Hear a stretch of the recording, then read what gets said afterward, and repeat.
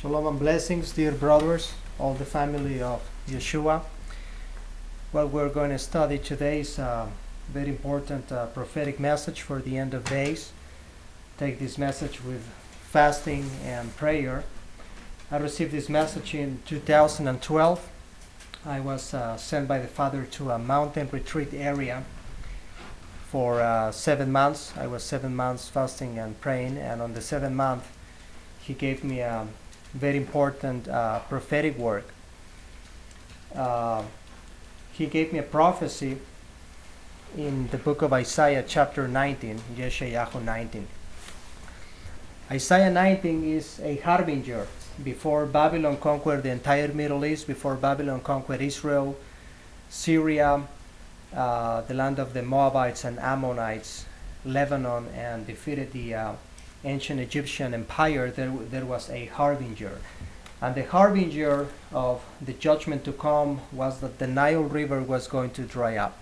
The Nile River was the breadbasket of Egypt, and Egypt was the breadbasket of the entire Middle East. So when Father brings judgment, his judgments begin first of all with the staff of bread, which is the food supply and the economy.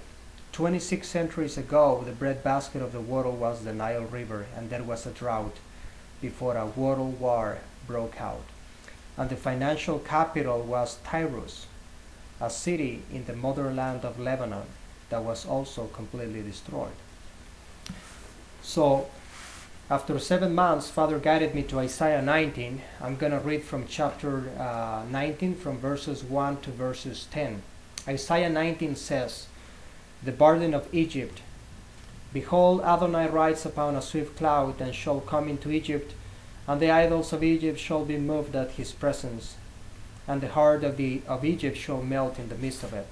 And I will stir up Egyptians against Egyptians, and they shall fight each one against his brother, and every one against his neighbor, city against city, and kingdom against kingdom. And the spirit of Egypt shall fail in the midst of them, and I will destroy the counsel of them. And they shall seek to the idols, and to the charmers, and to those who have familiar spirits, and to the wizards. And I shall deliver the Egyptians into the hand of a cruel ruler, and a fierce king shall rule over them, says Adonai, Adonai Sebaot. And the water shall fail from the sea, and the river shall be wasted and dry up. And they shall turn to the rivers far away, and the brooks of the fen shall be empty and dry up. The reeds and rushes shall wither away, the vegetables by the brooks, by the mouth of the Nile, and everything sown by the Nile shall become dry, be driven away, and shall be no more. The fishers also shall lament, and all those who cast a hook into the river shall mourn, and they who spread nets upon the water shall languish. Moreover, those who work in fine flax, and those who weave networks, shall be confounded, and its foundation shall be crushed in pieces, all the which workers shall be grieved in their soul." So Isaiah 19 gives us this harbinger. Before Babylon conquered Israel and defeated the Egyptian empire, as I said 26 centuries ago, there was a massive world war. And after this world war came a new world order, a new world system where Babylon was the head of this system, and the world was never the same again. So the harbinger is that the breadbasket of the ancient world was going to be affected. There was going to be a drought in the Nile River. The Nile River had a very prominent textile industry of linen and cotton, as Isaiah 19 says. It was the breadbasket of Egypt. They had many crops on the banks of the river. And when the drought came, there was a famine throughout the land of Egypt, and also there was a famine throughout the entire Middle East. When I was reading this prophecy of the harbinger of ancient Egypt, the Father spoke to me, and he told me that this prophecy didn't just talk about ancient Egypt, but also talk about the end of days Egypt. And he showed me that ancient Egypt was divided by the Nile River from north to south. 1/3 of the Egyptian territory was east of the Nile, and 2/3 of the Egyptian territory were west of the Nile. Towards the middle south of the Nile, there was uh, this city called Memphis. It was one of the capitals of ancient Egypt, and they had a very prominent textile industry of cotton fields and flax fields, a very prominent fishing industry, as Isaiah 19 says, also very prominent paper industry. The papyrus was produced there to produce books in the entire Middle East.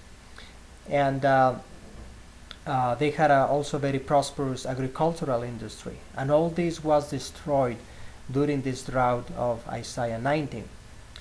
So when Father was revealing me these facts of ancient Egypt, he spoke to me and he told me, I'm going to show you who is the end of days Egypt. And he showed me a map of the United States.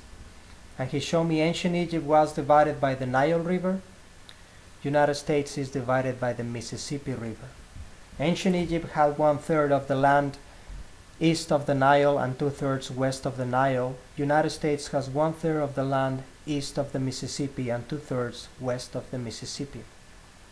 Towards the middle south of Egypt, they had a very important capital called Memphis that was a center of trade.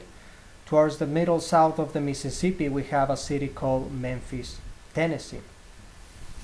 Interestingly, the Nile River went through 5 major Egyptian cities, which are the cities of Memphis, Thebes, Luxor, Alexandria, and the modern capital of Egypt, which is Cairo. Interestingly, the Mississippi River goes through Memphis, Tennessee, Luxora, Arkansas. The name Luxora comes from the name Luxor, an ancient Egyptian name. Also goes through Thebes, Illinois, which was an Egyptian name, an Egyptian city. Also goes through Cairo, Illinois. Interestingly, at the delta of the Nile River, there was this great city called Alexandria. Also, at the delta of the Mississippi, we have a city called Alexandria in the state of Louisiana. So when he showed me all these prophetical aspects of the river Mississippi and the Nile River, he showed me that the ancient Nile River was a center of witchcraft. They used to worship idols of fertility because of the prosperity along the Nile River. Interestingly, in modern Memphis, we also see it as a city of center of idolatry. There are many pagan statues and different idols from different civilizations, and there is a pyramid, a copy of an ancient Egyptian pyramid. As there were pyramids along the Nile, now we have this pyramid along the Mississippi. It's called the Memphis Arena. Interestingly, on the front of this pyramid in Memphis, there is a statue of Ramses II, that according to secular archaeology is the pharaoh that oppressed the children of Israel, as a prophetic symbol that as ancient Egypt at the beginning welcomed the Hebrew people, but at the end ended up oppressing them. So this nation is going in the same way. It began as a Christian believing nation, but in the end of days is turning to be a pharaonic nation. So when I was reading this prophecy of Isaiah 19, Father showed me that the drought in ancient Egypt took place when there was a tyrant ruling the land of Egypt. This tyrant is Pharaoh Apries. Pharaoh Apries was one of the last pharaohs who was ruling Egypt. Pharaoh Apries is the pharaoh that betrayed Israel. Ancient Egypt used to be the best friend of Israel, and Pharaoh Apries betrayed Israel. So the prophecies say that if you bless Abraham, you will be blessed, and if you curse Abraham, you will be cursed. In consequence of this treason, when ancient Egypt betrayed Israel, and Israel went to fight the Babylonians and didn't receive any help from Egypt, Ezekiel 29, it says that Egypt is a staff of reed for the house of Israel.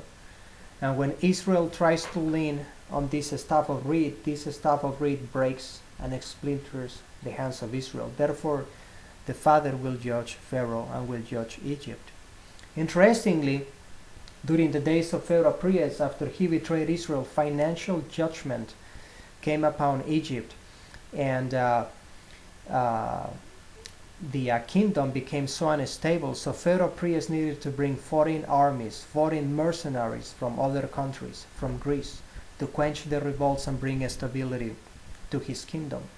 Interestingly, sometime later, when the drought intensified across the Nile River, the economy was damaged and broken, and eventually a civil war broke out. So when I was reading this prophecy, Father showed me that as ancient Pharaoh Prius was the Pharaoh ruling ancient Egypt before Egypt was destroyed and before the Egyptian army was defeated by the Babylonian Empire. He showed me a picture of the modern ruler of America, who is ruling the country since 2009. And he showed me a picture of him, and he asked me a question, and he told me, where is his father coming from? And I said, well, his father is from Kenya. And then he showed me that the ancient people of Kenya were related to the ancient Nubians.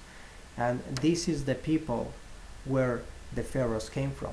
Interestingly, Pharaoh Prius was ruling the land of Egypt when the Nile River was drying up, and eventually a civil war broke out. Now, when I was giving this prophecy during 2012, this last ruler was in charge of America, whose father is from Kenya, and the Kenyans were related to the Nubians, and this is the civilization where the ancient pharaohs came from. Very interesting. Also, his father was Muslim and was from Kenya. So that means that he had blood from Ham, Ishmael, and Esau. Historically, three major enemies of Israel. Now, in 2012, I was given this prophecy, and it is very interesting that during 2012, there was an historical drought in the Mississippi River. The Mississippi began to dry up as a harbinger of what is coming in the future, as a harbinger of the war and famine that is coming in the future. Interestingly, during this drought, the cotton fields and flax fields of Memphis, Tennessee were affected. Ancient Memphis was a center of trade. Modern Memphis is a center of trade. Ancient Memphis was the capital of the textile industry, the world producer of cotton and linen. Modern Memphis used to be the capital of the textile industry, used to be one of the most important centers for cotton and flax. Used to be the main textile industry of the country, producing cotton fibers and also linen fibers. Ancient Memphis used to be the capital of papyrus. They used to have a very strong paper industry. They used to produce the paper for the books. Modern Tennessee also has a very prominent paper industry. The Nile used to be the main fishing industry of Memphis, and it was a source of food for the Egyptian people. Well, the Mississippi used to have a very prominent fishing industry as well. Interestingly, the Nile used to be the breadbasket of Egypt, and Egypt was the breadbasket of the world before the judgment came. So now the Mississippi River is the breadbasket of America, and America is one of the main breadbaskets of the world. And as we see approach the judgment coming on the horizon, we see the harbingers of the judgment on the staff of bread and the economy as it happened in the ancient days. So during 2012, there was this huge drought in some places of the Mississippi. You could even swim across a mighty river.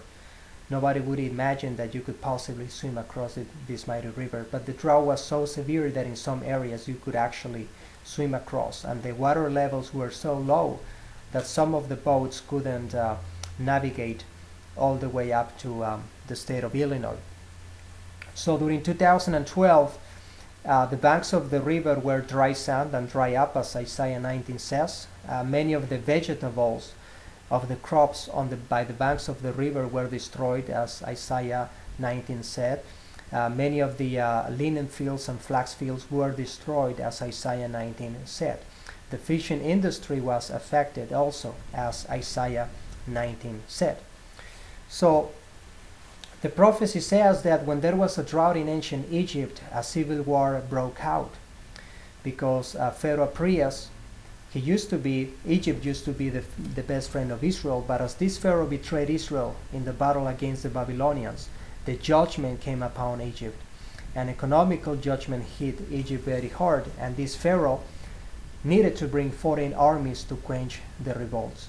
And eventually the civil war broke out when there was a drought in the Nile. In the same way, the United States proclaims to be the best friend of Israel, but lately, in the end of days, has come a new leader, a Pharaoh, that doesn't recognize Joseph and has been the most anti-Israel leader in the history of America.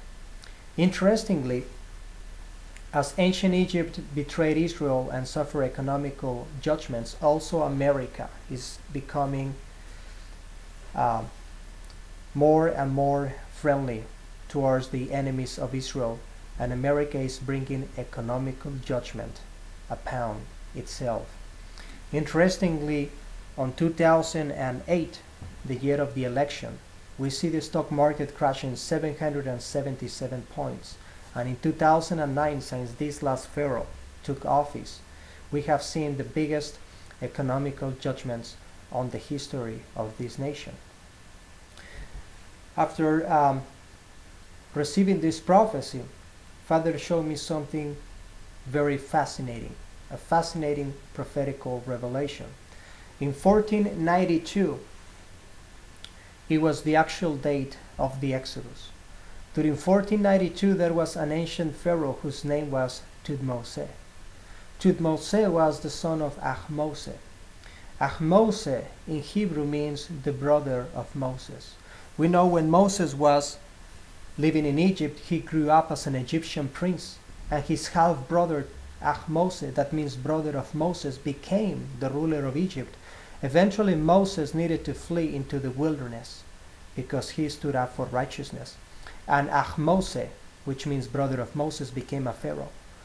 Many years later, when Moses came back to Egypt to redeem the children of Israel, Ahmose died. He was dead, but his son Thutmose was in charge of Egypt. Thutmose, when he saw that Moses wanted to take the children of Israel into the wilderness, he brought economical judgment on the Israelites. He told them to make bricks without a straw, so that they couldn't even dream with the redemption and with salvation. So this was a huge economical judgment for the children of Israel. Now, it is very interesting that in 1492 BC, according to archaeological evidence that is profound and accurate, this pharaoh, Thutmose, died. According to the book of the Psalms, Pharaoh sank into the ocean as he was chasing the Israelites when they were crossing the Red Sea. Interestingly, the book of Exodus says that the spirit of the destroyer came during the night of Passover to destroy all the firstborn of the land of Egypt. Interestingly, Thutmose had 2 wives, and he had a firstborn child with his first wife, and then he had a firstborn child with his second wife. Interestingly, archaeology proves with accuracy that not just Pharaoh Thutmose died on 1492 BC on that spring, but also his 2 children died on the very same season. The firstborn he had with his first wife, and the firstborn that he had with his second wife. All of them on the same season. Interestingly, in 1492 BC, we had a lunar eclipse exactly on the night of Passover as the children of Israel were coming out of Egypt. So when Father showed me this profound revelation, he showed me from that moment on when ancient Pharaoh Thutmose asked the children of Israel to make bricks without a straw in 1492 BC. 3,500 years later, 3,500 is the half of 7,000. 7,000 is the prophetic week. From Adam to Messiah, we have 4,000 years.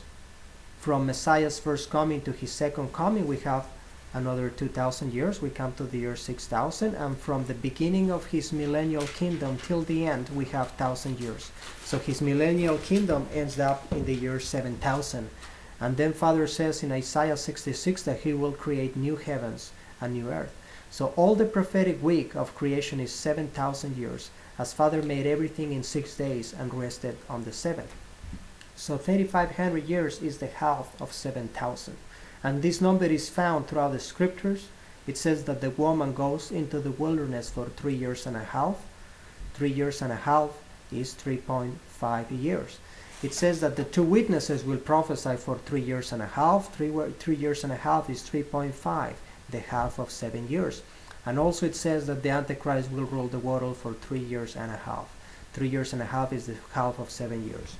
So from the time that Pharaoh Thutmose asked the children of Israel to make bricks without a straw, that's in 1492 BC, with the lunar eclipse on Passover. 3,500 years later is 2008. During 2008, we see a fascinating phenomenon. This last ruler wins the elections. The stock market crashes 777 points in America.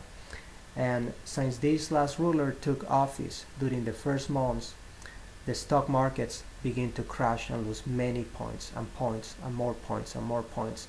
The price of fuel begins to increase, the price of living, and also the cost of food and all expenses begin to increase. So 3,500 years later, we have this end of days Pharaoh to the very date that ancient Pharaoh was asking the Israelites to make bricks without a straw. 3,500 years later, exactly on that moment, comes this end of days Pharaoh to bring economical judgment again on the children of Israel.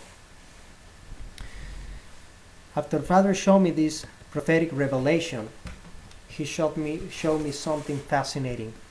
He showed me in 1493 BC we had lunar eclipses in Passover and Sukkot. That was 1 year before the Exodus. During 1492 BC we had a lunar eclipse on the feast of Passover, and the children of Israel came out of Egypt. Interestingly, in 1492 AD, we have lunar eclipses during the Feast of Passover and Tabernacles, and also during 1493 AD. And this is when the children of Israel came out of Spain. That was the beginning of the Spanish Inquisition, and the children of Israel needed to abandon Spain. Interestingly, in 1967 BC, we had blood moons, lunar eclipses during Passover and Sukkot, and that's when Abraham left ancient Babylon and went to the land of Aram. And during 1967 AD is when Israel captures Jerusalem. After 2,000 years of exile, Jerusalem is once more a Jewish city, the capital of Israel. And during that year we have lunar eclipses on Passover and Sukkot. So then Father guided me to the following prophecy, and he showed me that during 1775 BC is about the time when Joseph was born.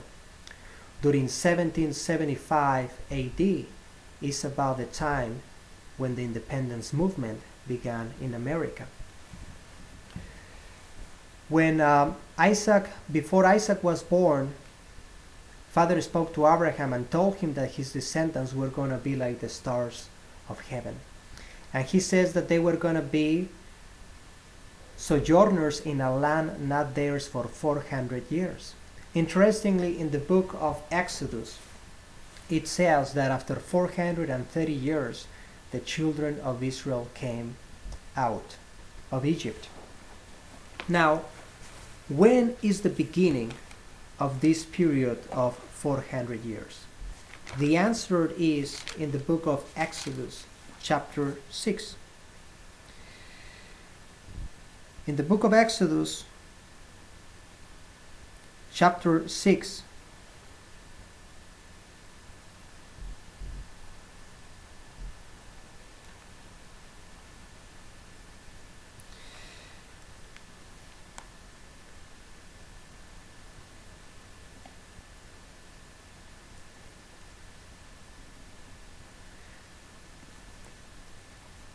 it says that the children of Israel, the total sojourning of the children of Israel was 430 years. Interestingly, it is very remarkable, very remarkable that when Isaac was born, Abraham and Isaac used to live in the land of Beersheba and the land of Hebron. 4,000 years ago, the land of Beersheba and the land of Hebron were part of the Egyptian Empire. So this count begins with the birth of Isaac. From the moment Isaac is born all the way to the Exodus, we have 430 years. Now, when Isaac is 60 years old, Jacob is born, and when Jacob is 130 years old, he descends into Egypt. From the moment that Jacob descends into Egypt with the brothers of Joseph, all the way to the Exodus, we only have 240 years left. So it's very interesting that in 1775 BC is about the time when Joseph is born, and when his brothers come down to Egypt to be with him, that's when Jacob was 130 years old. We are only 240 years from the Exodus. From the birth of Isaac to the Exodus, we have 430 years. In the same way, as Joseph was born in about 1775 BC, during 1775 AD, that's the time of America's independence movement, and many of the Hebrews begin to emigrate to America. 240 years later is going to be 2015. During 2015, we're going to have lunar eclipses during Passover and Sukkot, but not this year only, but also during 2014. So we are going to have a tetrad, 4 lunar eclipses or blood moons during the feast of Passover and Sukkot. Every time in history we had a tetrad, 4 lunar eclipses in a straight line during 2 years, in a straight line. And when these eclipses happened during the Jewish feast of Passover and Sukkot, we had an exodus.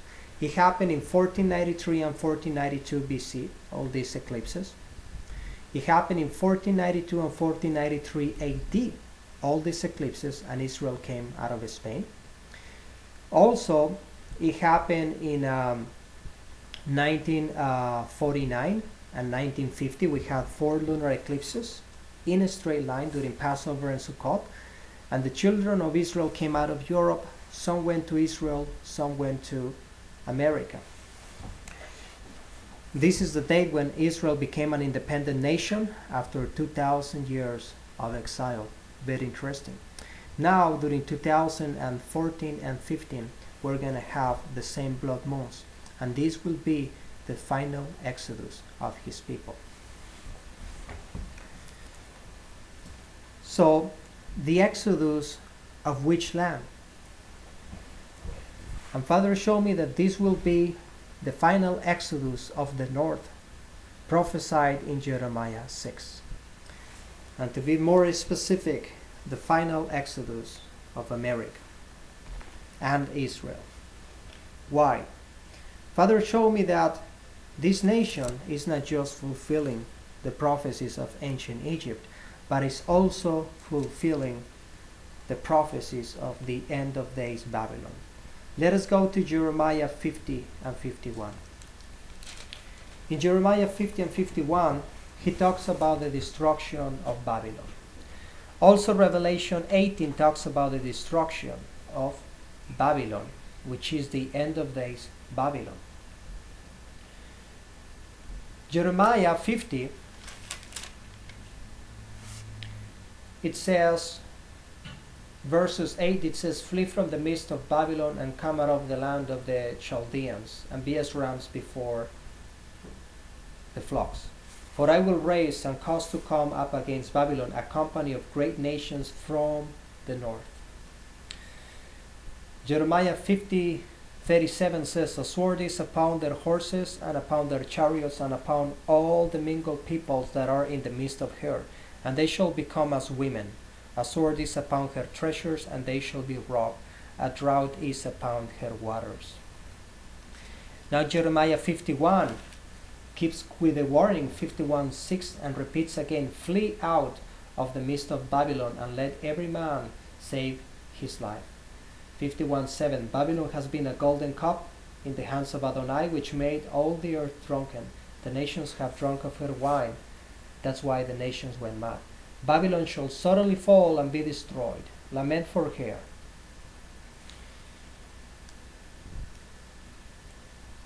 Now Jeremiah 51:13 says, "O you who dwell upon many waters, abundant in treasures, your end has come, the measure of your greedy gain." 51:37, "Babylon shall become a heap, a dwelling place for jackals, astonishment and a hissing without inhabitant." 51:41, it says, "Oh, how Sheshach has been captured, and how the praise of the whole earth has been destroyed." 51:43, "Her cities have become a ruin, dry land and a wilderness, a land which no man dwells in, neither the son of Adam passes by."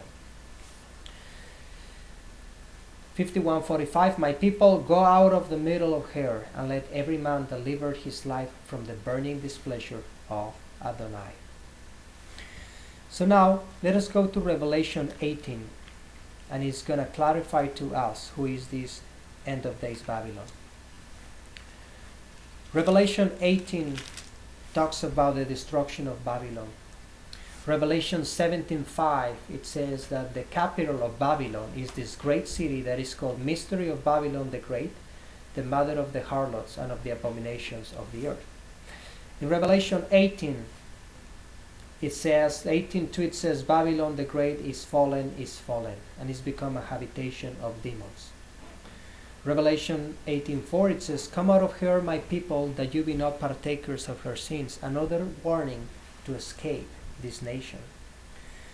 18:7, it says that this is the capital of Babylon, is a great city that will be destroyed together with the entire land of Babylon. And it says, "As much as she has glorified herself and lived deliciously, so much torment and sorrow give her, because she says in her heart, I sit as a queen, and I am not a widow, and I will never mourn. Therefore her plague shall come in one day, death and mourning and famine, and she shall be utterly burned with fire, because Adonai Elohim, who judges her, is mighty." In Revelation 18:12 is going to give us the clue of the capital of Babylon.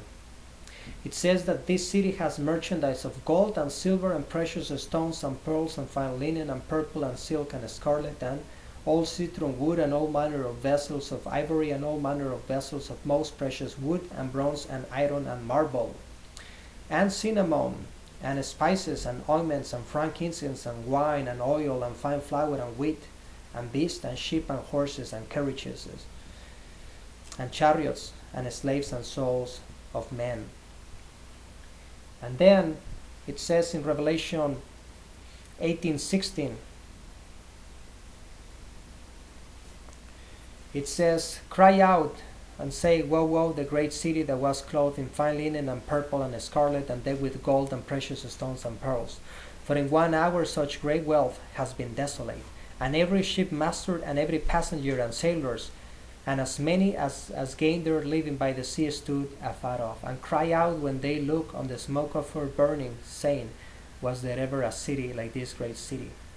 And they cast dust on their heads, and cry, weeping and wailing, saying, Woe, woe, the great city, in which all who had ships on the sea became rich by reason of her wealth. For in 1 hour she has been desolate." So here the merchants of the earth lament the destruction of Babylon. When I was given this prophecy, Father showed me that this nation is not just fulfilling ancient Egypt, but also is fulfilling the prophecies of Babylon. There is now in the end of days only one nation that can fulfill all the prophecies of Babylon. Babylon needs to be the most powerful nation in the world, with the biggest concentration of gold and silver, money and trade, with the biggest concentration of Jewish people. That's why Father cries out, "Come out of her, my people, come out of her, my people, come out of her, my people." Babylon has a capital city that is called the Great City by the Waters, the Great Harlot, and that's where the nations meet, and this is the richest city on earth. There is only one place that can fulfill this prophecy, and this nation of Babylon is America, and this great city, which is Babylon the Great, is New York City. It says in Revelation 17 that Babylon is the great harlot by the waters. In New York City we have the Statue of Liberty, the great woman by the waters. Interestingly, this statue was shaped and designed in the same form of an ancient Babylonian statue that the ancient Babylonians used to worship, and they called this idol the Great Harlot. This ancient Babylonian idol used to have a crown of 7 spikes. The Statue of Liberty has a crown of 7 spikes. The prophecies say that Babylon was a golden cup in the hands of Adonai. The Statue of Liberty has a golden torch. Babylon has a big concentration of Jewish people. That's why the word says, "Come out of her, my people." Prophecy is always around his people, the children of Israel. Interestingly, New York has the biggest concentration of Jewish people on earth. Ancient Babylon was the richest city on earth, and Revelation 18, once ancient Babylon was destroyed, talks about an end of days Babylon that will be the center of trade. Well, 40% of international trade is linked to New York. Revelation 18 says that the end of days Babylon will have the biggest concentration of trade, gold and silver. Interestingly, in the reserves of the federal banks in New York, we have the biggest concentration of silver and gold in the world. We also have the biggest concentration of capital, and New York by far is the richest city on earth, surpassing Tokyo, Los Angeles, Chicago, and any other city you can imagine in the world. It says that Babylon was a mixture of different peoples. On New York, we find every single nationality on earth. It says that Babylon is where the nations meet. In New York, we find the headquarters of the United Nations. That's where the nations meet. It says that when this city falls, all the merchants of the world will lament the fall of Babylon. Well, there is only one city that if this city falls will bring the entire financial system down, and this city is New York. If New York collapses, the dollar will collapse. If the dollar collapses, the world trade is gone. If New York collapses, 40% of the world trade is gone within seconds, since 40% of the world trade is linked to New York City. So the prophecy talks about the escape from New York, and this place will be destroyed. So now the answer is when. And when I asked this question, Father showed me a mystery contained in the sabbatical years. In Leviticus 25, it says that every 7 years is a Shemitah year. A Shemitah year means a year of release. He told us that we need to let the land rest. We are not allowed to plant anything. We need to let the workers go free with their due payment. And all the food that grows by itself is food for us and to give to the strangers and to the pilgrim. As Father gave us 6 days to work, He gave us the 7th day to rest and worship Him and study His book. Also, as He gave us 7 months to work, as He gave us 6 months to work, on the 7th month, it was considered a sabbatical month for the ancient Hebrews. They used to make the ancient pilgrimage to Jerusalem to keep the Feast of Trumpets and the Day of Atonement and Feast of Tabernacles. In the same way, we have 6 years to work, but on the 7th year is a sabbatical year. And during these sabbatical years, the most fascinating events throughout history have happened. If we begin with Genesis, going all the way back to Adam, the first sabbatical year would have been the year 7. The next sabbatical year would have been the year 14. The following, the year 21, 28, 35, and so on. Interestingly, in the book of Genesis, we find the genealogy. Adam was created, and then he lived 930 years. When he was 130, his son Seth was born. So Seth was born in the year 130 and died in the year 1042. Then Enosh was born in the year 235 and died in the year 1140. If we keep going down the line, we find that Enoch, in Hebrew is Hanoch, he was born in the year 622, beginning with Adam, and he lived 365 years old. So he was taken up into heaven on the year 987. If you get a calculator and you add 7 plus 7, plus 7, plus 7, plus 7, plus 7, you will eventually find out that the year 987 is a sabbatical year. This is a Shemitah year, when Enoch, being the 7th generation on the 7th year, ascended to heaven, as a prophetic symbol and sign that by the 7th millennium, the bride of Yeshua will ascend to heaven and not see death. If we keep going down the line in this unbroken chain of sevens, we will find the most fascinating phenomena in the history of Israel. We will find out that the Exodus took place on a sabbatical year. King David was born in a sabbatical year, lived 70 years, and died on a sabbatical year. When ancient Israel did what was right, ancient Israel enjoyed a great blessing. When ancient Israel was keeping the Shemitah, the sabbatical year. But when Israel failed to keep the Shemitah year, which means release, it came back as a release of judgment. It says in the prophets that because Israel failed to keep the sabbatical year, Israel went into exile for 70 years, which are 10 sabbatical years, 7 by 10. Interestingly, also Peleg was born, the son of Eber, on the year 1757 from Adam, 1757 in the Hebrew calendar. This year was a sabbatical year, and the book of Genesis chapter 11 says that on the very same year is when Nimrod wanted to finish a tower that would reach heaven to conquer heavens and earth.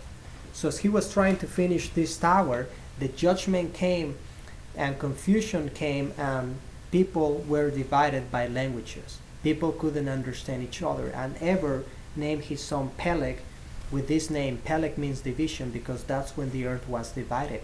And Peleg was born in the year 1757, which was the Shemitah year. Now, later on throughout history, we see now the Shemitah coming back as a release. The Shemitah now, years later, is coming back as a release. We see in 2 Kings 18:9. On 2 Kings 18:9 is when Shalmaneser, the king of Assyria, comes to fight against Judah. This was the secular year about 708 BC. Also in 2 Kings 18:13, when the king of Assyria came to invade Judah, the prophet Isaiah told the king that he was going to have a sign of victory. And the sign of victory, he says, this year you eat what it grows from itself, and the next year what it springs from the ground, and on the third year you will sow and reap. This is a clear sign of the sabbatical year, because on the sabbatical year you were not going to have food for 2 years. Why? Because on the 6th year, Father was meant to bless you, so you would have food for the 6th year, the 7th, and the 8th. And on the 9th year, you will begin your normal archaeological cycle. Eventually, the tribes of Israel, in 2 Kings 18:10, on the 6th year of Hezekiah, is when Shomron was captured and exiled. According to archaeology, this was the year 715. If we keep counting in an unbroken chain of sevens from 715, the following Shemitah is 708 BC, then 701 BC. If we keep going in this unbroken chain of sevens, we will find the most fascinating events happening always on the Shemitah. For example, the year 69 AD of the secular calendar was a Shemitah. That's when the Romans set Jerusalem on fire. The year 321 was a Shemitah when Constantine issued the Sunday laws, and he changed the Sabbath for Sunday and Passover for pagan feasts like Easter, also tabernacles for Christmas. As we approach modern history, the beginning of the 1700s was a Shemitah year, the year 1700. That's the beginning of the Great War in Northern Europe that lasted 21 years and ended in 1721. 1721 is another Shemitah, when Europe was devastated and many pilgrims began to come to America. During 1714, another Shemitah, we have the war between Turkey and the Kingdom of Venice. Later on, during 1756 is another Shemitah, we had the 7-Year War in Europe. Few Shemitahs later, during 1791, we had a very interesting Shemitah when Washington, D.C. was built, was founded as a city, and that year we had lunar eclipses on Passover and Sukkot. 7 years later, the following Shemitah, we have the French Revolution. Interestingly, 2 Shemitahs later, in 1812, we have the invasion of Russia by the Napoleonic armies, and there was a war in America against the United Kingdom. 2 Shemitahs later, we had the war between Persia and Russia. 2 Shemitahs later, in 1833, we had the first revolution in Spain. Few Shemitahs later, on 1861, we have the American Civil War. 7 years later, on 1868, we have another revolution in Spain. Few Shemitahs later, on 1896, we have a revolution in the Philippines. 2 Shemitahs later, on 1910, is the Mexican Revolution. 7 years later, here it gets very interesting when we come closer and closer to the end. During 1917, it was an Shemitah sabbatical year. The world was wicked, and the Shemitah comes as a release of judgment, but also a release of prophecy and a release of anointing for those that truly belong to the Father. During 1917, this was a Shemitah. 1917 was the middle of First World War, when the British armies captured Jerusalem and took Jerusalem away from the hands of the Muslim world after 12 centuries of Muslim occupation. During 1917, there is a revolution in Russia, and many of the Jews, many of the Hebrews begin to escape Russia. At the same time, England proclaimed the Balfour Declaration, declaring and stipulating in this declaration that the Jewish people can come and dwell in the Promised Land after almost 2,000 years of exile.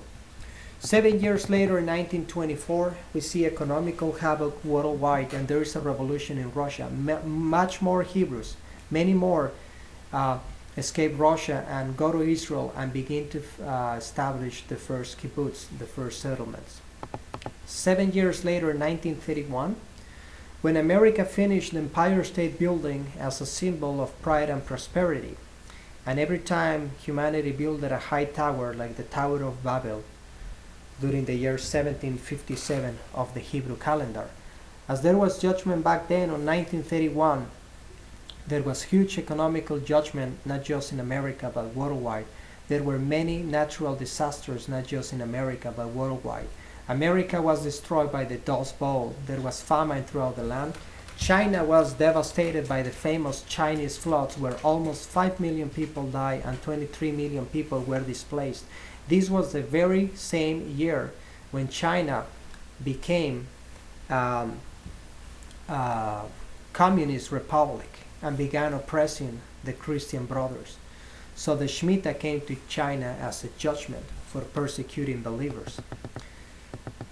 7 years later, 1938, is the beginning of the Jewish persecution in Germany. The Germans gathered a bunch of bricks and began slamming all the windows of Jewish businesses in Germany. Many Jews were murdered and beaten. Many were thrown in concentration camps during 1938. That was the Night of the Crystals, also known as Kristallnacht. Interestingly, as many Jews tried to escape Germany and come to New York, some were denied an entry visa in the port of New York. So the Shemitah came also as a release of judgment to America. And during 1938, there was a very powerful hurricane hitting Long Island, New York. Also, there was the Yellow River flooding China, and almost 1 million people died. 7 years later, as Germany rose in pride against the people of the Father, and the scripture said, I'm going to bless those that bless Abraham and curse those that cursed Abraham. As Germany oppressed the children of Israel in 1938, 7 years later, Germany was completely destroyed.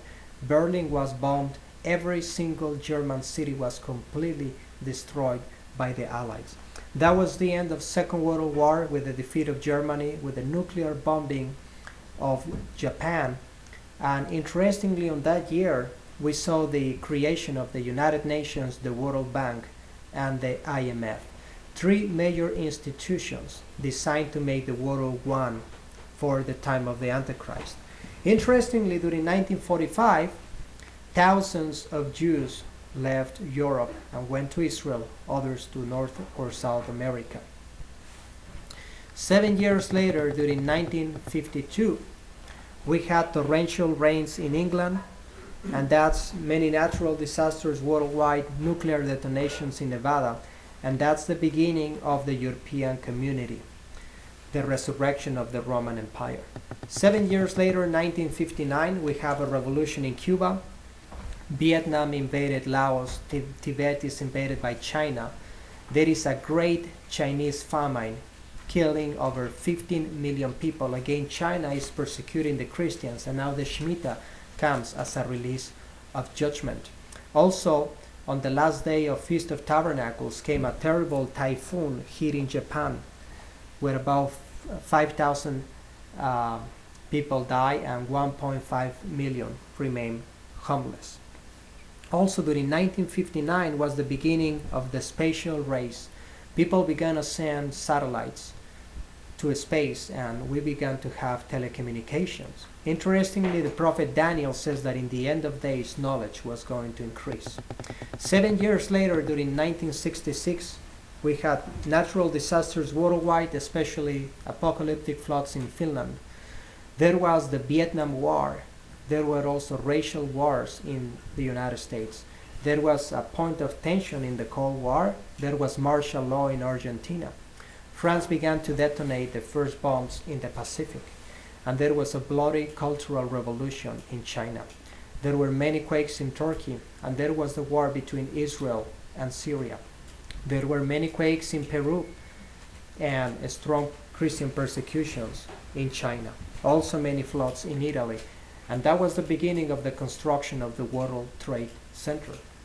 7 years later, as the first tower of the World Trade Center is finished, we have economical judgment, not just in America, but worldwide. President Nixon was forcing Israel to give the land away, and he was cursing the Jewish people as he was released in the secret tapes of the Watergate scandal. The prophecies, especially in Prophet Joel, it says, I'm going to call to judgment the nations that divide my land. So in 1973, as President Nixon was trying to divide Israel, America was judged by the Father, and came a big oil embargo and economical crisis. Israel was judged as well for compromising the land, and also suffered the Yom Kippur War in 1973. Also, there was martial law in Chile, and big floods, apocalyptic floods in Spain.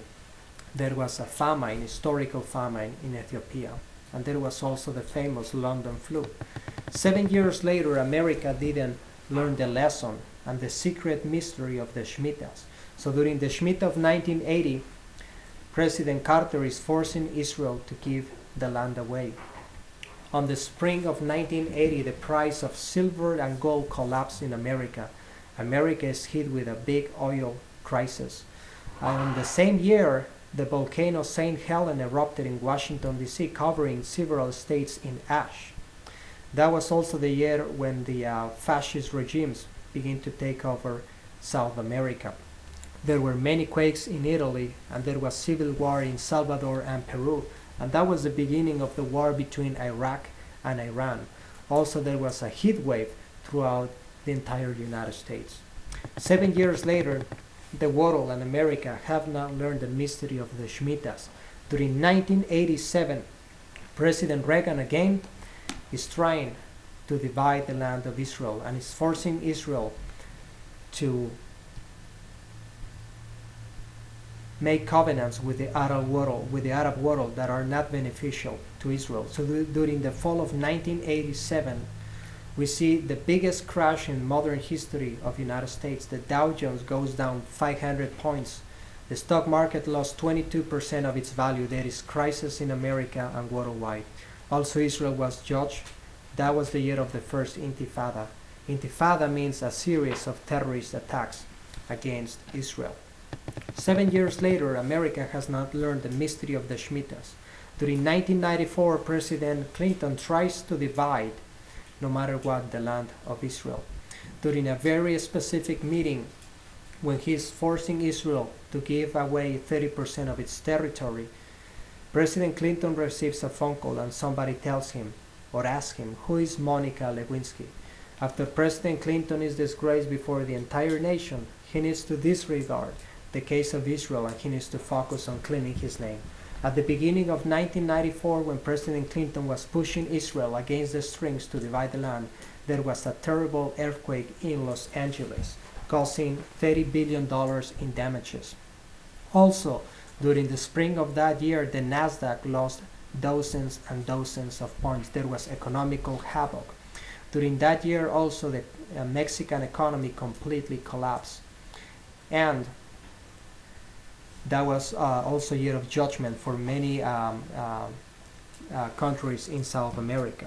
During that very year, there was a storm Alberto that destroyed 18,000 homes in the United States, and Hurricane Gordon also caused several hundreds of millions of dollars in damages. During Palm Sunday, again, as America was trying to divide Israel, there was a huge tornado outbreak throughout the United States, and there were apocalyptic floods taking place in Russia. 7 years later, neither America nor the world have learned the mystery of the Shemitah. During September 2001, President Bush is trying to divide Israel and create a Palestinian state, not understanding Prophet Joel that says, I'm going to judge the nations that divide my land. Within 1 week, on September 11, 2001, the Twin Towers fall. And with that, the global economy begins to collapse. 7 years later, the world has not learned the lesson of the Shemitah years. During 2008, as President Bush was trying to divide Israel, and he wanted that year to be the year of the Palestinian flag. On the eve of Feast of Trumpets, 2008, we had the biggest market crash in American history. The Dow Jones crashed and went down 777 points. Interestingly, going back 7 years, during 2001, America had a year of visitation. The Twin Towers collapsed. But there were two politicians that, following the terrorist attack of 9/11, prophesied before the entire Congress, and they said, there is one verse in the Bible that will help us go through this moment. The bricks have fallen, but we're going to rebuild with hewn stones. The sycamore trees are cut down, but we are going to replace them with cedars. Not understanding that this prophecy of Isaiah 9:10 is not a prophecy of blessing, but it's a prophecy of doom and destruction. Ancient Israel, there was a nation dedicated to the Father and promised to keep his commandments. When Israel went astray and became a nation of witchcraft and idolatry and fornication and murder, Before its destruction, Father allowed the Assyrian Empire to destroy several cities in the north of Israel. So in Isaiah 9:10, the inhabitants of Israel, the Ephraimites, instead of saying, "Let us repent with sackcloth and ashes and seek the Father and keep his commandments," they said, "The bricks have fallen, but we are going to rebuild with hewn stones. The sycamore trees are cut down, but we are going to replace them with cedars." Interestingly, 14 years later, which is 2 Shemitahs later, during 715 BC, the Shemitah came back as a judgment as Israel didn't repent, and the 10 tribes of Israel were completely wiped out. During 2001, during 9/11, two senators, John Edwards and Tom Daschle, prophesied, "The bricks have fallen, but we are going to rebuild with hewn stones." Interestingly, short after that, both of them fell in disgrace. One was found in a sexual scandal and the other one in a tax scam, and they were banished from the White House. The third one that proclaimed, "We're going to rebuild and emerge stronger than before," is the current leader of this nation.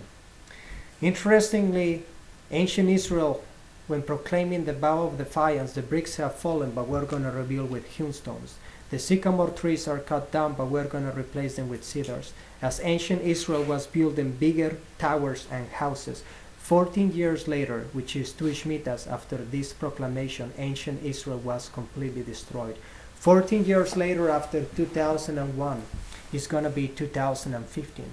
During 2015 is not just a Shemitah of judgment fulfilling the prophecy of the 14 years, but also it's a Shemitah with blood moons, lunar eclipses on Passover and Sukkot, a very unique event in history that won't happen again and has not happened like this in many centuries. To have a Shemitah together with a tetrad, 4 blood moons in a straight line.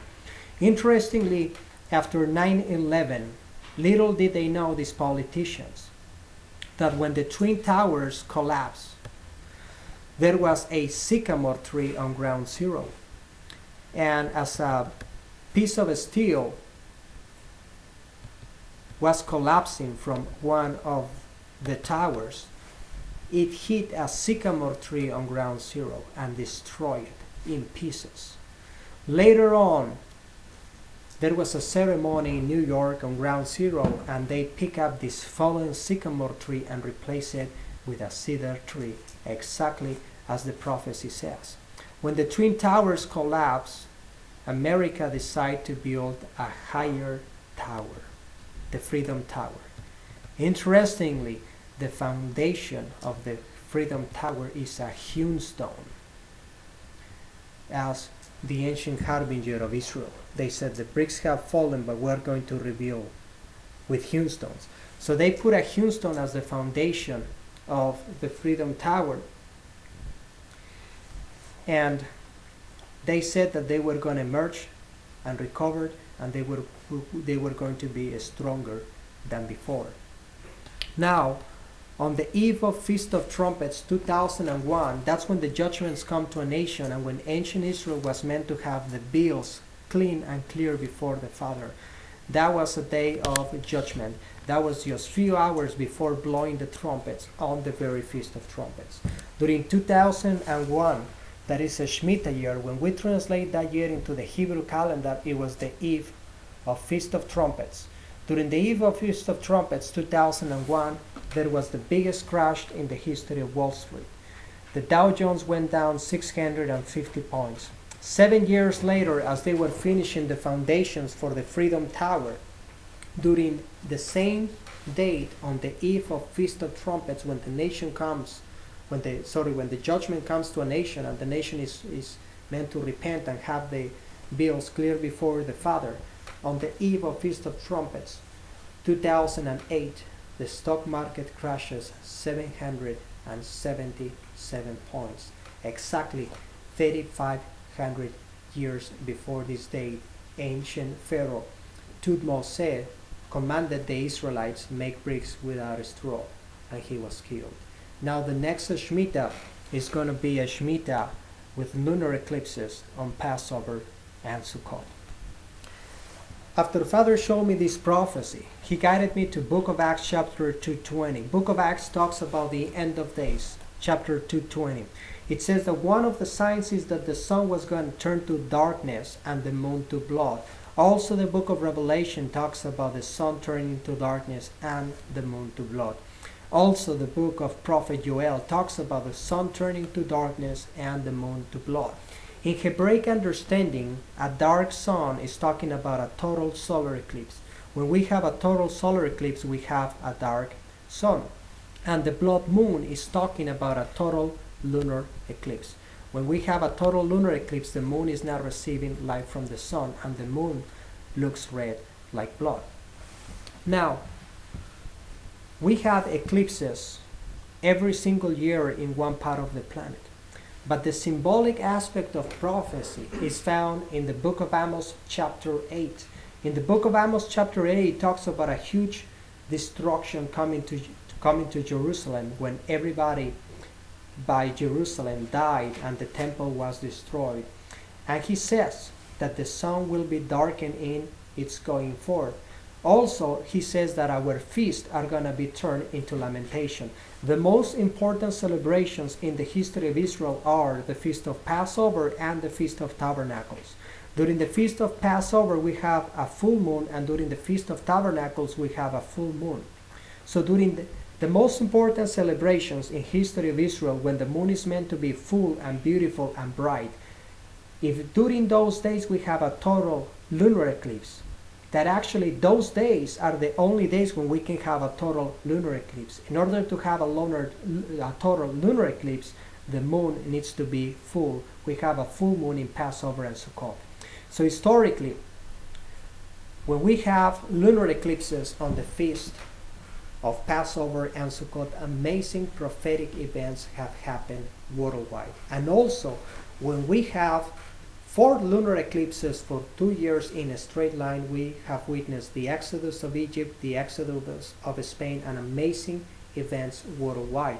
Also, when we have lunar eclipses during Passover and Feast of Tabernacles, and we have solar eclipses on the eve of the first day of the Hebrew New Year, which is 2 weeks before Passover, and also on the eve of the Feast of Trumpets, amazing events have happened throughout history. I'm gonna tell you the following events.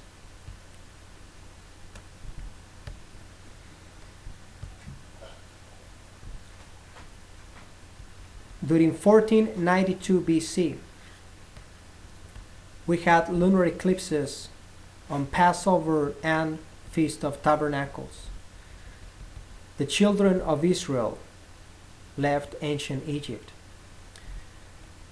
During 1492 and 93 AD, we have 4 lunar eclipses in a straight line during Passover and Sukkot. That's the beginning of the Jewish Inquisition, and the children of Israel left Spain. During 1949, we have lunar eclipses on Passover and Sukkot, and also during 1950. Israel becomes an independent nation after 2,000 years, and thousands of Jews leave Europe to go to Israel or to go to America. During the year 33 AD, Yeshua the Messiah is crucified. 2 hours after he was crucified, now with NASA technology, we can prove there was a lunar eclipse. Also during that very year, a group of geologists proved, studying the different layers of dirt in the Dead Sea, that there was seismic activity in Jerusalem, there was a quake. So we know in the New Testament that when Yeshua was crucified, during that week there was a major quake in Jerusalem. During the year 69 AD, we have lunar eclipses on Passover and Sukkot. Jerusalem is set on fire by the Romans. During 582 BC, we have lunar eclipses on Passover and Sukkot. Jerusalem is destroyed by Babylon. During the year 321, we have lunar eclipses on Passover and Sukkot, and Constantine issued the Sunday laws. You can no longer worship on Sabbath, you need to worship on Sunday. You cannot keep Passover, you have to keep Easter. You cannot keep tabernacles, you have to keep Christmas and bow down to idols. He killed and persecuted many faithful ones. During the year 1353, we had blood moons during Passover and Sukkot. At the same time, the Black Plague was devastating Europe. During the year 767, we had blood moons during Passover and Sukkot. That's when the empire was promised to Charlemagne, that was a mercenary, a warrior, that killed millions of Christians that didn't want to bow down to the Vatican. So that year of persecution happened on a blood moon in Passover and Sukkot. Interestingly, that date was 1200 years before 1967, when during the Six-Day War the Jewish people conquered Jerusalem, and for the first time after 2000 years Jerusalem was again a Jewish city. That year we had blood moons during Passover and Sukkot. During the year 1121 we had blood moons, lunar eclipses during Passover and Sukkot.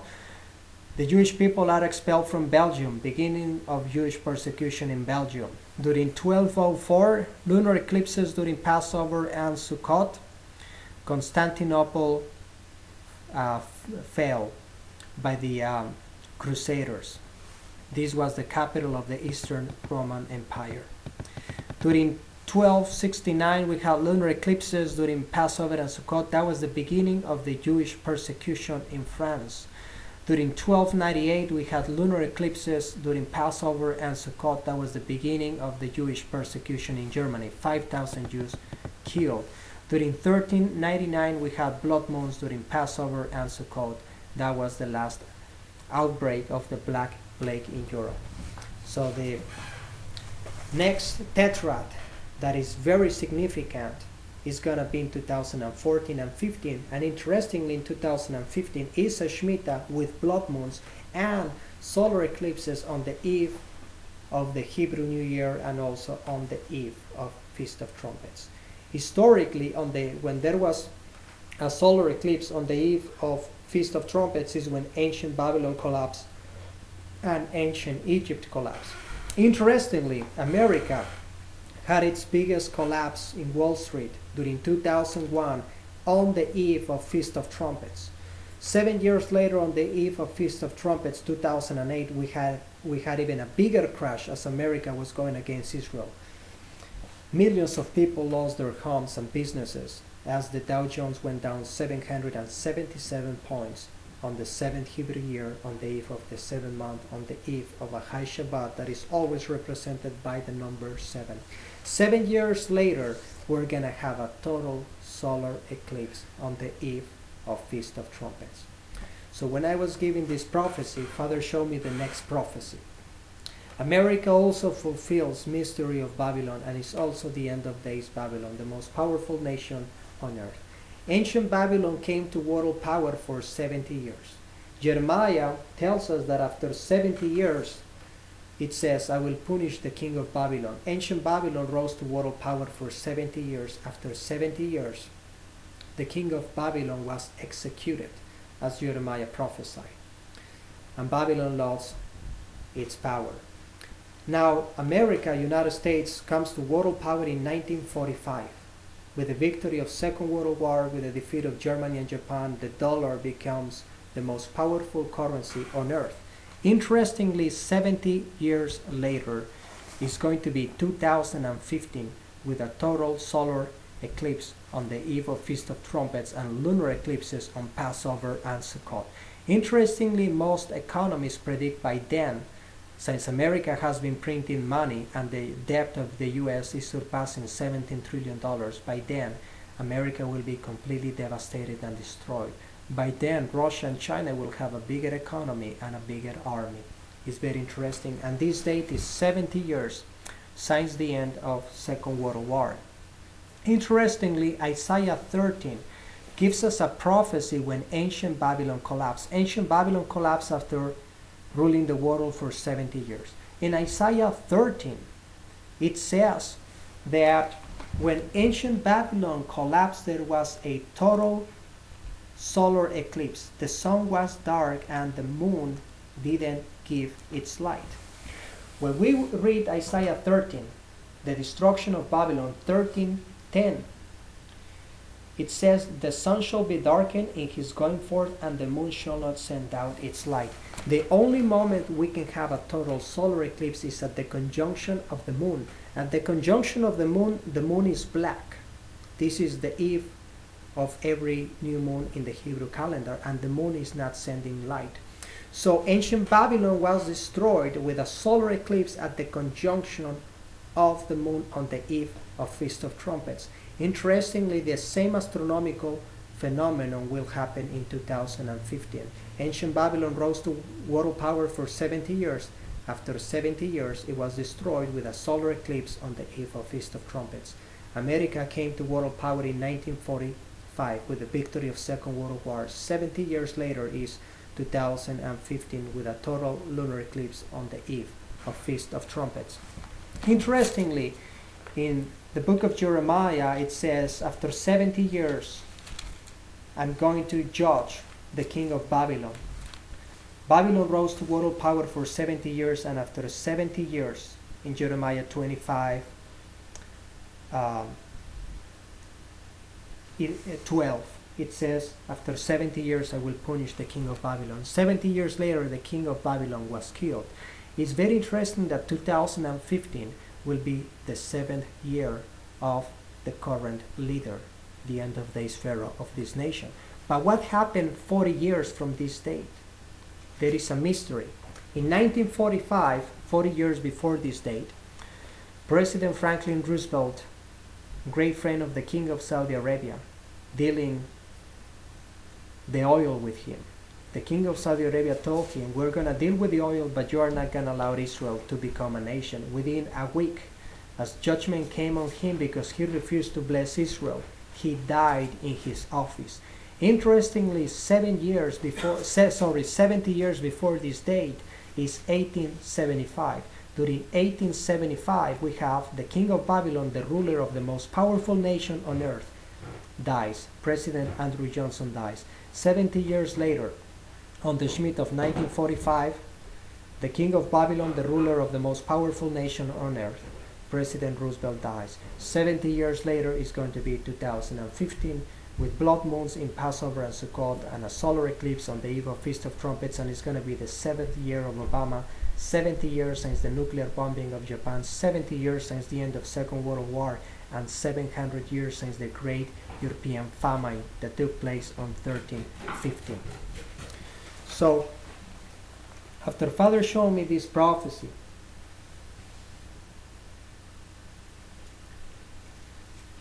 he guided me to the book of Ezekiel.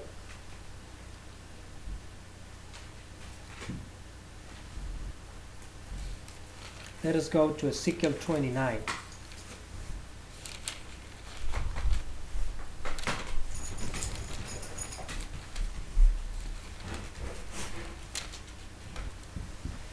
Ezekiel 29. It says, and all the inhabitants of Egypt shall know that I am Adonai, because they have been a staff of reed to the house of Israel.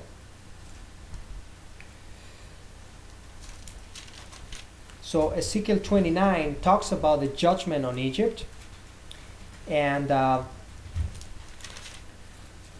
Ezekiel 32 talks about the destruction of Pharaoh. The ancient Pharaoh that rose in pride against Israel and betrayed Israel was executed.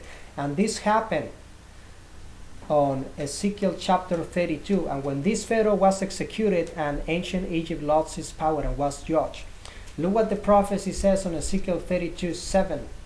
And when I shall have extinguished you, I shall cover the heavens and make the stars dark. And I will cover the sun with a cloud, and the moon shall not give her light. Again, we have a dark sun and the moon not giving the light. We have a solar eclipse at the conjunction of the moon. That's the only moment when we can have a total solar eclipse. Ancient Egypt fell also on the same symbolic date.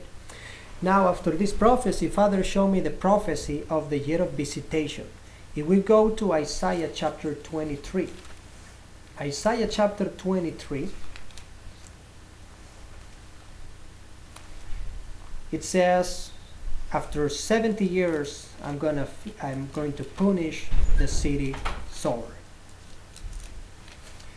Isaiah 23:17, and it shall come to pass after the end of 70 years that Adonai will visit Tyrus, which is Sor, and she shall turn to her hire, and shall commit fornication with all the kingdoms of the world upon the face of the earth. And that's when Adonai will destroy Tyrus. So ancient Tyrus was the financial capital of the world. And it received a warning 70 years before it was destroyed, and 70 years later it was completely dashed to pieces. Now, as the judgment comes, we learn that Father brings judgment on the staff of bread, the food supply, and the economy. The ancient Nile was the breadbasket of the world. Now the Mississippi is the breadbasket of the world. Ancient Tyrus was the financial capital of the world. Now the financial capital of the world is New York. Interestingly, ancient Tyrus located in the modern country of Lebanon at the entry of the seas, at the beginning of the waters. If we go in a straight line, if we go west in a straight line from ancient Tyrus, we come to modern New York. Interestingly, in the state of New York, there is a town called Tyrus. Very prophetic symbol. Now, 70 is also a year of visitation. During 2001, United States, that began as a Christian nation and ended up being the capital of pornography and adultery and fornication and satanic Hollywood movies and New Age religions, received its visitation of warning before its destruction. During the Shemitah of 2001, the Twin Towers collapsed. 70 years before this date is 1931, as America was finishing the Empire State as a symbol of pride and prosperity. America was hit with a terrible economical depression and natural disasters that produced an historical famine. 70 years before this date is 1861. America has another visitation for warning. During 1861, there is the American Civil War. 70 years before this date, there is another visitation. America wins the Independence War and becomes a federation. During 1791, and America establishes Washington, D.C. with an Egyptian obelisk, a very satanic Egyptian symbol of some worship. During that very year, there is economical judgment, and there are lunar eclipses during Passover and Sukkot. 70 years before this date is 1721. Europe is devastated at the end of the Great European War, and thousands of pilgrims began to immigrate to America.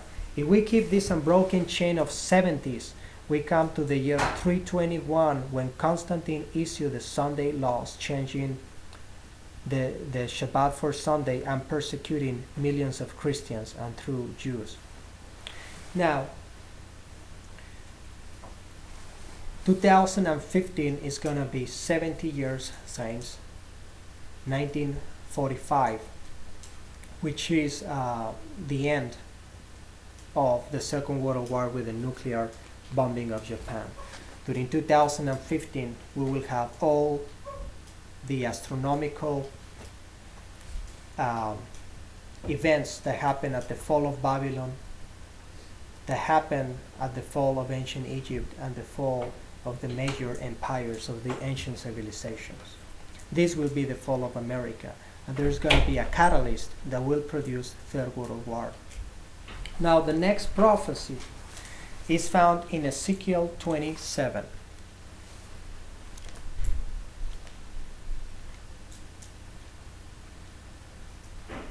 Ezekiel 27, it talks about the destruction of Tyrus. Tyrus was the ancient financial capital of the world, and it was destroyed for its wickedness. Now, New York has a town called Tyrus, and it's the new financial capital of the world, and it will be judged with fire. Interestingly,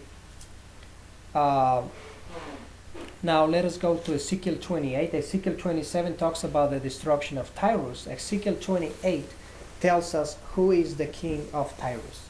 Ezekiel 28, it says, 28:2, it says, Son of Adam, say to the prince of Tyrus, thus says the sovereign Adonai, because your heart is lifted up, and you have said, I am as Adonai, I sit in the seat of the Almighty, in the middle of the waters.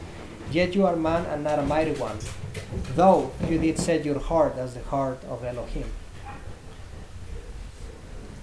Now, in Ezekiel 28:13, it tells us who is the king of Tyrus. It says, "You have been in Eden, the garden of Elohim. Every precious stone was your covering." In Ezekiel 28:14, it says, "You were the anointed cherub that covered. I have said you so. You were upon the set-apart mountain of Elohim. You have walked up and down in the middle of the stones of fire. You were perfect in your ways from the day you were made until iniquity was found in you." So the prince of Tyrus is the fallen angel that was in the Garden of Eden. He was an angel, a cherubim, that walked through the stones of fire and was perfect till iniquity was found in him. Who is this? No less and no other than Satan himself. So Satan was the prince of Tyrus, the financial capital of the world, as he's always behind the money. Now the richest city in the world is New York. New York also has a town called Tyrus. Could New York be ruled by Satan? Well, New York is the head of the United Nations headquarters and has approved the genocide of millions of children worldwide, has approved the slavery through the World Bank and IMF of millions of children and innocent people worldwide, is responsible for economical catastrophes worldwide. But interestingly, if we go a few hundred miles down the road, we get to Washington, D.C. The design of the city is in the form of a pentagram. Pentagram was an ancient symbol of witchcraft and Satanism, and the pentagram ends by the White House. So the nation was found on black magic principles. It's full of obelisks and pentagrams, not just in New York, but also in Washington. We also find the leaders of this nation belonging to a society called the Bohemian Grove outside of San Francisco, where every summer they gather and dress in black tunics and they worship this gigantic statue, this gigantic owl. So the leaders of this country are possessed by demons, worship Satan, as Revelation 16 says, that the unclean spirits went to the rulers of the earth. That means that all the rulers of the world are possessed by demons. After I was shown this prophecy, now Father guided me to the following Harbinger. America is not just fulfilling ancient Egypt going against Israel. It's not just fulfilling ancient Babylon, the capital of immorality. It's not just fulfilling ancient Sword, the financial capital of the world, a satanic city, New York, but it's also fulfilling Nineveh. If we go to Prophet Nahum talks about the destruction of Nineveh.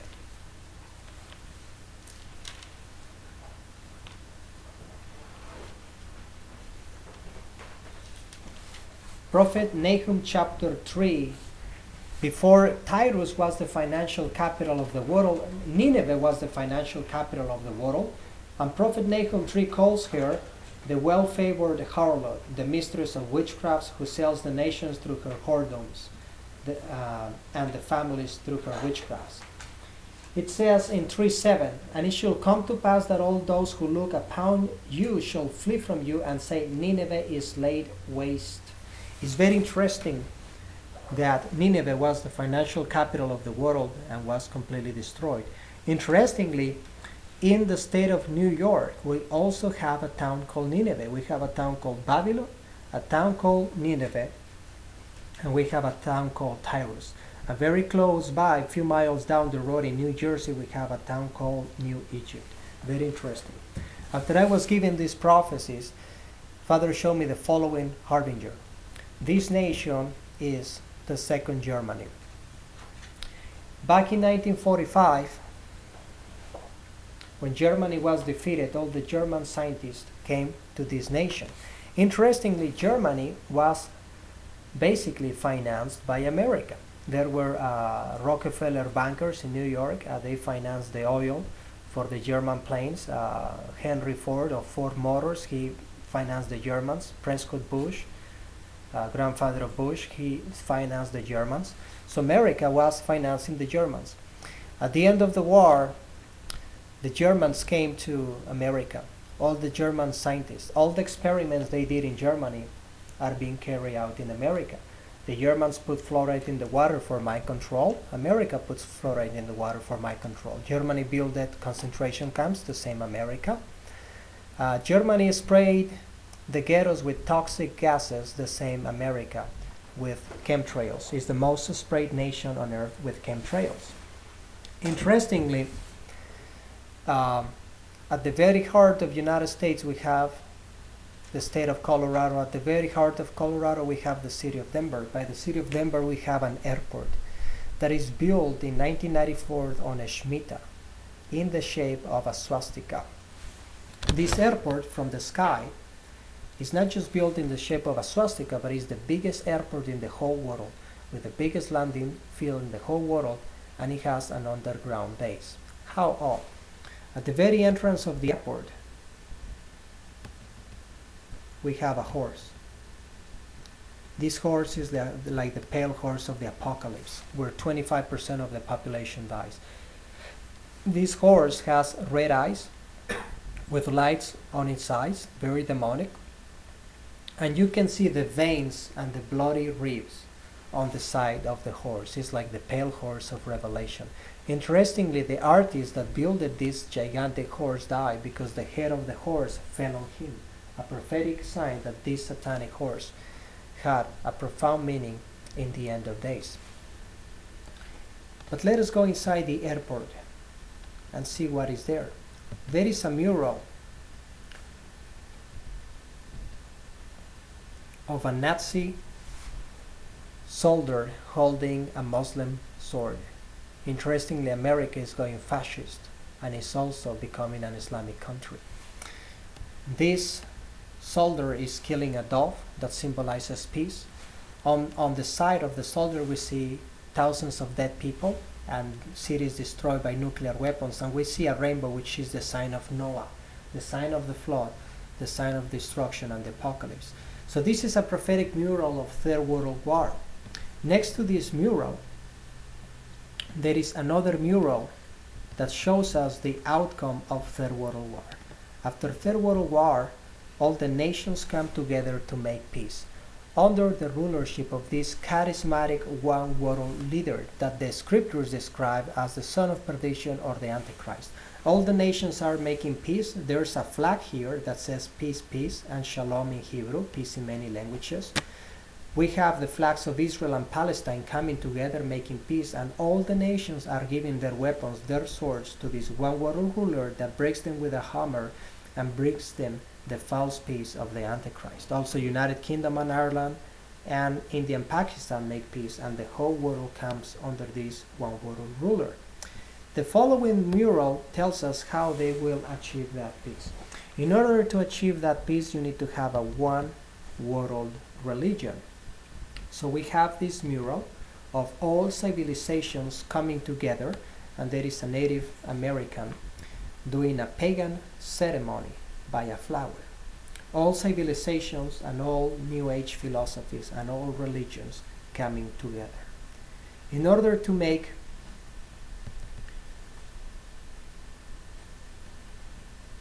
a one world religion, they need to get rid of certain people. And we see this other mural. The cities are on fire in the background, a nuclear blast, and here we have also a Mexican girl holding the Mayan tablets, and we have a Native American girl coming together, all the pagan religions coming together, and we have three people dead on a coffin. A black lady, a Native American, and a Christian Jewish girl. Interestingly, these are the three people that the Nazis wanted to eliminate. The blacks, Native Americans, or any other ethnic group that was not German, and the Jews or the true Christians. The next mural shows in detail the people that they want to eliminate. And we see a coffin with a little girl that has a cross in her chest. She's Christian, but also on the right side she has an hexagram.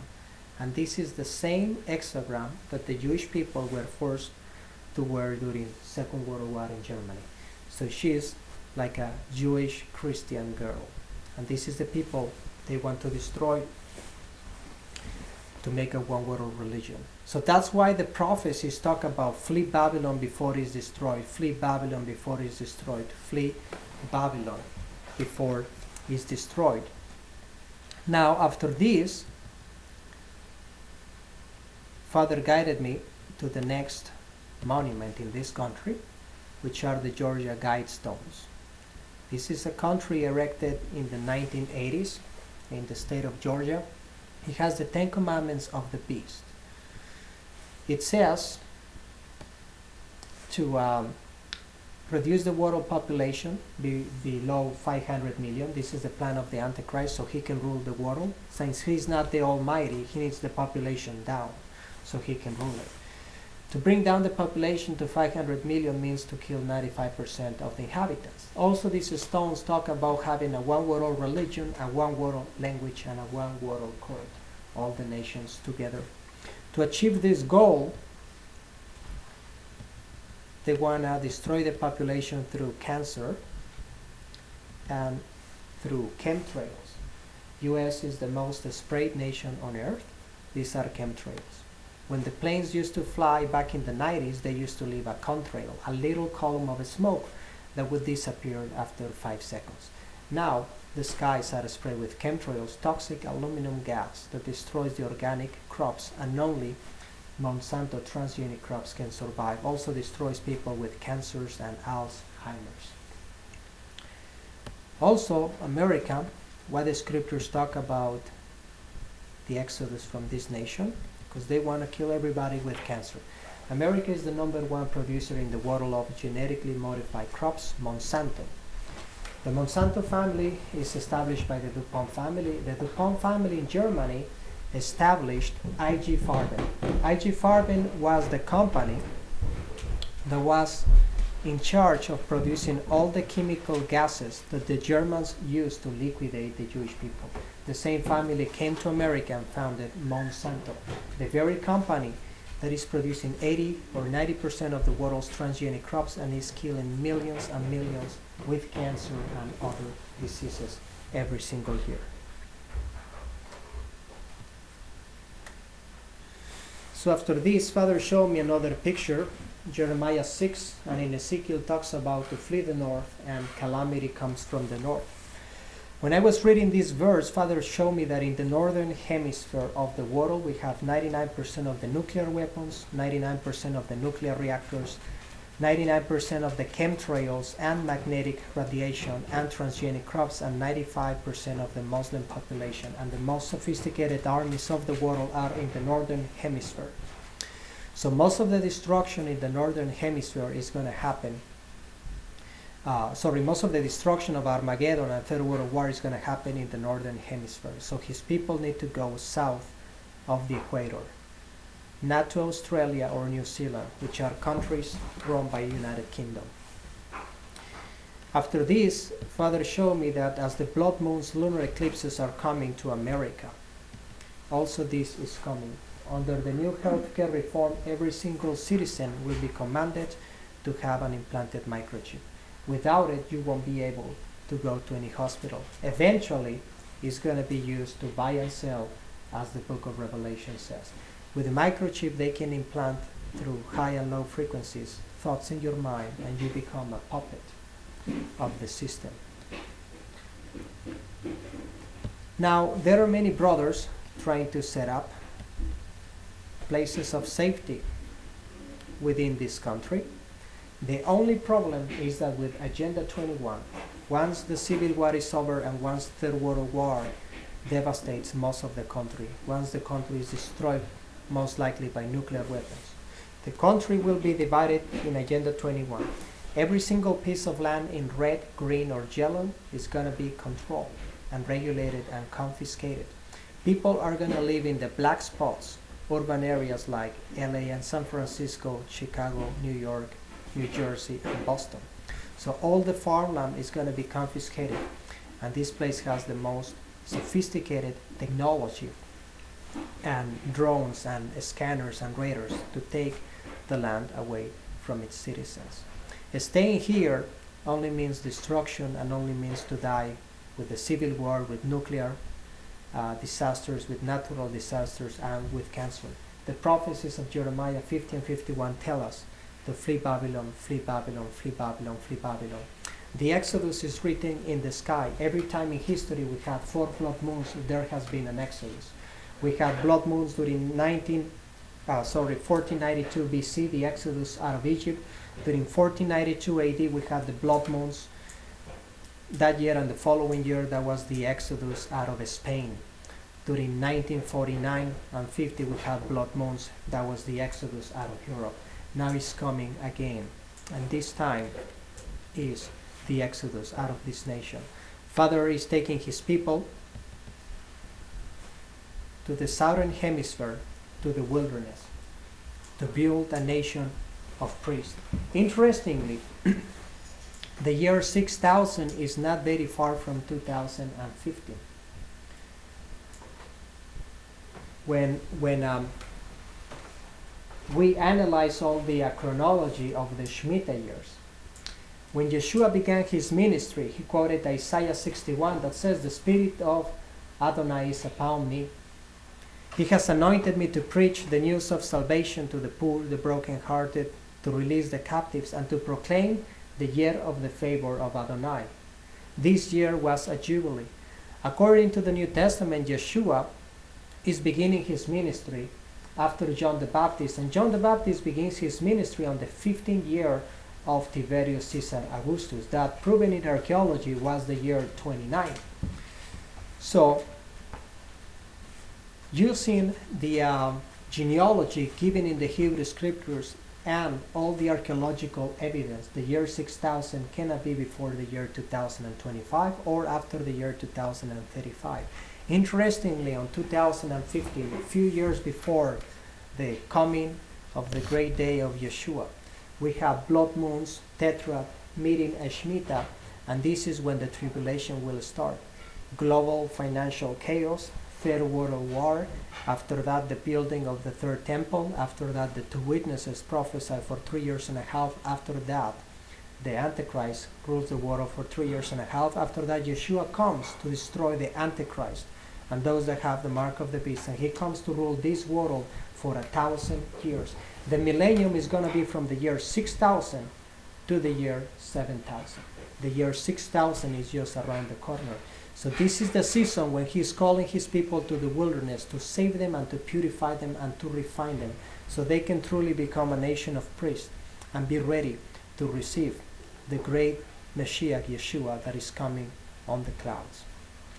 On 2014, worldwide the brothers need to be prepared with food supply, water. They need to be outside of America, outside of Israel. Jeremiah 24 talks about the exodus from Israel. Isaiah 4, to Israel will come only the Third World War and then the Antichrist. And even Yeshua talks about escaping Jerusalem. And his people need to flee the north. The most affected nations by nuclear disasters and by the mark of the beast will be North America, Europe, Middle East, Russia, China, Japan. Where also in this region, the northern hemisphere, 95% of the Muslim population is located. So 2014 is the year of preparation. This is the second Exodus. Also, ancient Israel went to Egypt.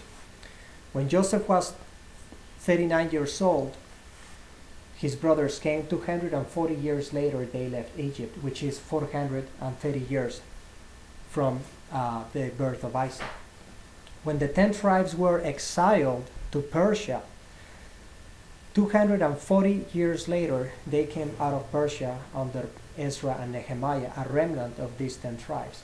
Now, during 1775 begins the independence movement. 240 years later is 2015 with blood moons and Passover as disaster is coming and nuclear holocaust is coming and the mark of the beast is coming to America. This is the second Exodus. Every time we have 4 blood moons in a straight line, there has been an Exodus. We will have this astronomical event in 2014 and 15. So 2014 is the year of preparation to be out of America and out of Israel and out of the northern hemisphere, and to have places in the wilderness far from cities, with water, with supplies. And it is the time to build the priesthood. That Father says that He was going to take us in the wilderness to build the priesthood. Shalom and many blessings. Fast and pray about this message, for the end of days is at hand. Shalom and blessings to all of you.